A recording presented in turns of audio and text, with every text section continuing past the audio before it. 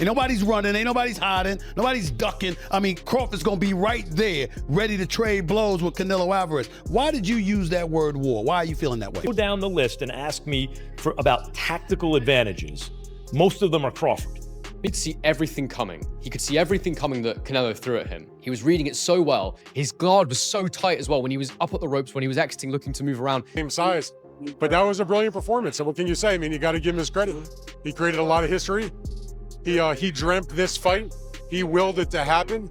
A lot of people, not me, but a lot of people laughed at him and said, forget about it, no chance against a bigger guy like that. Stephen A. Smith reacted passionately to Canelo Alvarez's loss against Terence Crawford, stressing that this was the fight Crawford had long pursued to cement his legacy. In his view, Crawford didn't just win, he delivered on the biggest stage, taking away Canelo's shine. Smith underlined that this was far more than another victory. It was Division world champion out of Omaha, Nebraska. He's undefeated, 41-0 with 31 KOs, and he begged for this fight. He wanted Canelo bad because to him, it's all about legacy. I'm not speculating. I'm telling you what I know. And how would I know? It's because I interviewed him. Yesterday, we sat down.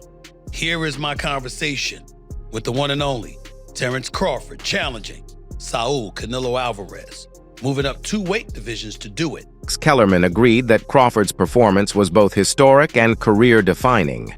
He broke down Canelo Alvarez's defeat with sharp analysis, comparing it to moving up weight classes to face an opponent who drags you into the first true dogfight of your career. Kellerman emphasized that fighters with real confidence chase danger without worrying about size, speed, or power. Crawford embodied that fearless mindset, and for years no one dared to call him out. By embracing this challenge, Kellerman argued, Crawford secured his place among the sport. Giving up or having to jump up 2 more weight classes and fight a guy who might put him in a dogfight, a real one, for the first time in his career. When we get put in that position, we go find opposition to make that happen. You understand me? So when we go looking for the opposition, we're not concerned about how big they are, how fast they are, how strong they are. We feel like we got enough that we can bring to the table with anybody. That night I fought John Ruiz, I didn't care who was over there. Whoever they brought out that locker room was gonna get it. You understand me? That's just what it was. And I think Bud kind of has that feeling. Now, Bud, you gotta remember, has been around for a long time. Nobody called him out. You understand me? All the time Floyd came at the boxing, Floyd never said, I want Bud Crawford. No one ever said his name. Hey, all I know is one thing, Israel Mazrimov, he didn't get it, he barely lost. Yeah, but I was just saying, but nobody called his name. View Shakur. Stevenson's admiration for Terence Crawford has always been evident. But after Crawford's emphatic win, his words carried even greater weight. Stevenson explained that Crawford not only delivered everything he promised, but also showcased why he is held in such high regard. He admitted that since the start of his career, he has studied Crawford's style, mentality, and discipline. Watching his idol achieve such a historic feat confirmed for Shakur that greatness is built on preparation and consistency. To him, on Cook Canelo. Said he was gonna outbox him. He did exactly what I called years ago, and tonight he proved that he's the greatest boxer that ever lived. In the interview with Dimwit, you said, you felt like going on a run watching that tonight. How much inspiration can you take from someone like Terence? I take everything from I've been around him since I was a kid, and just watching that greatness. Stephen A. Smith also reflected on Crawford's determination going into the fight. He pointed out that many fighters would have asked a superstar like Canelo to come down in weight, but Crawford insisted on stepping into Canelo's territory at 168 lbs. For Crawford, it was never about comfort, it was always about legacy. Smith reminded fans that Canelo remains one of boxing's elite, with championships across multiple divisions. Crawford's willingness to pursue exactly what Canelo held, without hesitation. 41-0, Molly, with 31 knockouts. He's taken on all comers. I asked him, you're moving up in weight. Why would you not try to get Canelo to come down from 168 to 160 to meet you halfway, since his last fight was Crawford's last fight was at 154. Crawford said, I want what he has. I want to go take it. I don't want to make, I don't want to make concessions and alterations. I'm coming to take what he has. And you look at him and no one believes that he can't pull it off. He can box, he can punch, he's smart, he's elite, and he wants Canelo. He begged Canelo for this fight. Oladipo highlighted the dramatic turnaround in public perception after the fight. Beforehand, critics dismissed Crawford as too small, too old, and incapable of competing with a powerhouse like Canelo Alvarez. Yet afterward, many of those same critics rushed to celebrate him, forgetting their earlier doubts. Aides stressed that Crawford earned every ounce of that praise because he didn't take shortcuts. Moving up from smaller divisions to face a dominant champion was a monumental risk. By decisively beating Canelo, Crawford proved he is... Crawford did it again a few hours ago against Canelo. And what makes it even special or more special for Crawford is that he did it jumping up, as we know, a couple of weight classes. He did it against one of an all-time or another fellow all-time great. And he did it against someone who was undisputed and still a pound-for-pound top 10 guy.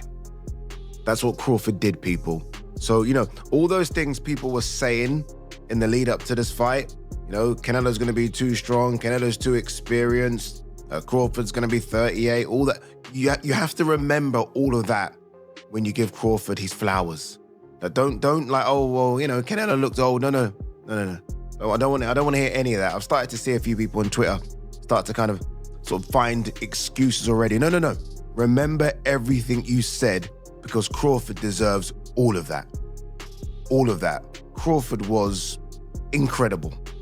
Honestly, in the pocket, he was at times showing Canelo, no, I'm stronger than you. I'm going to bully you. Oh, you think you're going to get me in the clinch because you're Mr. 168? No, look at the size of me. I'm jacked as well. I'm swole. And he was moving Canelo around. So by doing that, he got his respect. He didn't switch to orthodox once, stayed in the southpaw stance because he realized early, oh, Canelo don't like this. Canelo does not like this southpaw stance. Canelo's tripping over himself. I'm going to stay here. I'm not going to switch it. I know I like this work. I'm going to stay here. On the ropes, it's like, okay, come in. Because you know when you come in, you know I've got that as well. And I can hurt you as well. Spinning off the ropes. His jab was fantastic. They put up the jab numbers. He was out jabbing Canelo like, it was almost like 10-1, maybe even 20-1. It was fantastic. And when he needed to land those power shots, he was landing those power shots. It was an incredible performance. The Wade concept analyst dismissed the narrative that Canelo's loss could be explained by decline. He reminded fans that Crawford is actually older than Canelo, so age cannot be used as an excuse.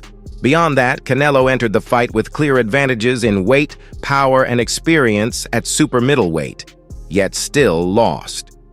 He argued this fight wasn't about Canelo fading, but about Crawford elevating himself to another level entirely by stripping away excuses. More tight, more fundamentally sound. While Canelo, even when he was able to get to range, which wasn't a lot, it wasn't often, he was having a hard time landing clean because everything was super wide and out here and to the body out there. And Crawford would either circle out to that same side, to Canelo's lead hand side. He would circle away because Canelo would step straight to Crawford and chase him and not necessarily cut him off. And even when he threw that hook, I was looking for the hook from Canelo right hand as he stepped through, right? Corral with the lead hand, bang the right hand because you're fighting a southpaw. So yeah, your jab may not be as effective in landing and managing distance and all those things, even though for Terence it kind of was. For Canelo, I was expecting a lot more of that right hand down the middle and over the top, and him jabbing his way, feint jab right hand, and then that lead hook that I thought he would be able to corral Crawford, because Crawford did want to move away from Canelo. He did. He wanted to move away from that power hand. Smart to do. Canelo never took that extra step to step outside of Crawford's lead foot. Again, that orthodox southpaw matchup, it's always going to be a battle of that lead foot. He never took that next step to get outside of that lead foot and then step through Crawford, step to his left where Crawford was going and land his right hand. He just felt like he was falling off to his right with his right hand. And once he fell off to his right after he threw the right hand, there was no follow-ups because he was off balance and Crawford was out the gate and circling back to reset the action. This was a masterful display from Terence Crawford. And again, I looked at this fight and I don't want to do the thing where I said, oh, you know, Canelo's washed. He's over the top. He's old. Terence Crawford's older than Canelo. Is he as weathered as far as fights are concerned? No. But you can only do one thing when talking about this fight, and that is give credit to Terence Crawford. If you want to say Canelo looked old, that's fine. That's on you. I'm not going to say that.